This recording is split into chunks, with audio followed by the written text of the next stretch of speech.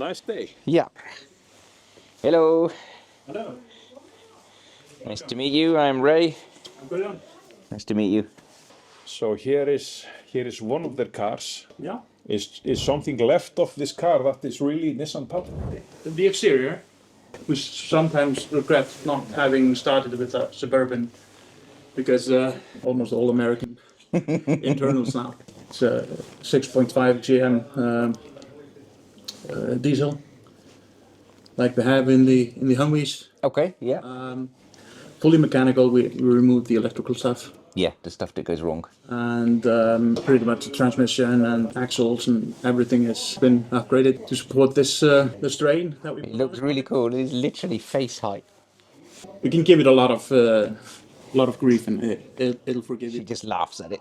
Yeah. And like we removed the electronic stuff from the injection. This car has been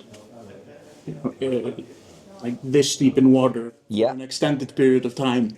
And just no problem. Yeah, it was just running. Yeah. I mean, everything is wired through tubes, so every breathing orifice on the axles and whatever it is, it's just wired into this, the air intake. Okay. It doesn't really die until the snorkel goes under. Actually, this system here is a part of that. It's the tire inflation system. Pretty unique version of it because we have not only the air going into the tire, we also have this wire here, which controls the solenoid Okay. in the tire. So it's actually not, if we lose the piping in, let's say in a river or Yeah. icy conditions, you don't have to jump out and fix it because, tire won't leak. Okay. You close the solenoid closes off the valve. It's only open when we're inflating or deflating. Okay. Clever. Yeah. So fail safe. Yeah. It's a bit crowded because we're working on the next car. That's this one I'm standing under. Yeah. This is actually from the school bus outside. I did wonder if that looks a bit big, but yeah. Yeah, it is. It's huge. Amazingly. And what size are these tires? These are 49 inches. The other one is on 46s. This is a pretty interesting project. And it's a solution to a particular problem. Okay. Because my father got a dog. Okay. It's an Icelandic sheepdog. Okay. It's not very spacious. This is probably the most expensive dog in Iceland. It's a good excuse to build a car. This is a good man maths excuse. This is. I've got a dog, so I need another car. So then, because I have a dog, I need the world's biggest car. So this is what, portal axles here on the Yeah, this is actually the first thing that was bought for the new car, and these are portal axles they're repurposed from Ford 350. Okay. But we acquired them first. Then we came across this Chevy Express body. We immediately liked it because it's furnished on the inside, like a limo. Okay. I can see how limousine that is in there. Yeah. However, there was an issue because if you just put these axles under this car as it is, Yeah. it doesn't come with four-wheel drive. Okay. Even. The car would be so immensely high. So what we actually ended up having to do was redesign the frame to get the axles as high as possible. This is the new front frame being built. So you manufacture that yourself? Yeah. Yeah. That's quite of a project, but also we are doing some additional work because the car is getting longer by about 25 centimeters. Okay.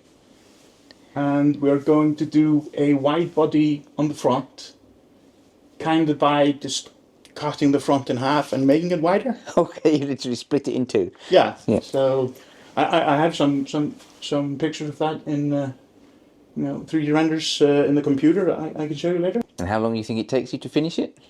Well, it'll be done before New Year's. Which New Year's? Yes. It's New Year's. Yeah. So and things like having to refit the engine. So. So is this a gasoline engine? Because this is. Yes. Yeah. Okay. It's Vortec 6000 something. It's a decent engine, to build on. We would have preferred a diesel. Yeah. We decided against doing both at the same time. Okay. So we're just gonna, see what this does, Okay. and if we don't like it, then we just go for a Duramax or something. So it's quite a long way from just cutting some metal and welding it in and seeing what happens. It's all properly arranged. Yeah. It needs to. Well, it does save a lot of time. This is it's a rough rendering, but it explains how the front end is going to be widened. And actually, the only thing we kind of cut is we cut through the bonnet or whatever. Oh, yeah, because you'll even have to widen the bonnet. Yeah.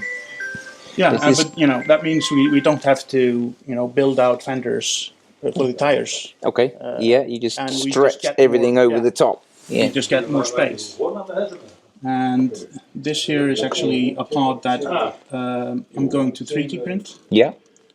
I just 3D print it and in plastic in multiple pieces. Okay, and then put it together. Just thin. Yeah. Put it together, and then I layer it with fiberglass. Okay. Yeah, so it's durable. Yeah. Yeah.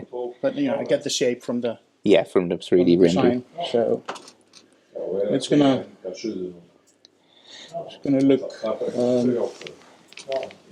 it's gonna look massive. It's going to be huge and completely bespoke. Yeah, I'm guessing you're not gonna see much of this around. No, this one, and that'll be it. So Very cool. Ja, som är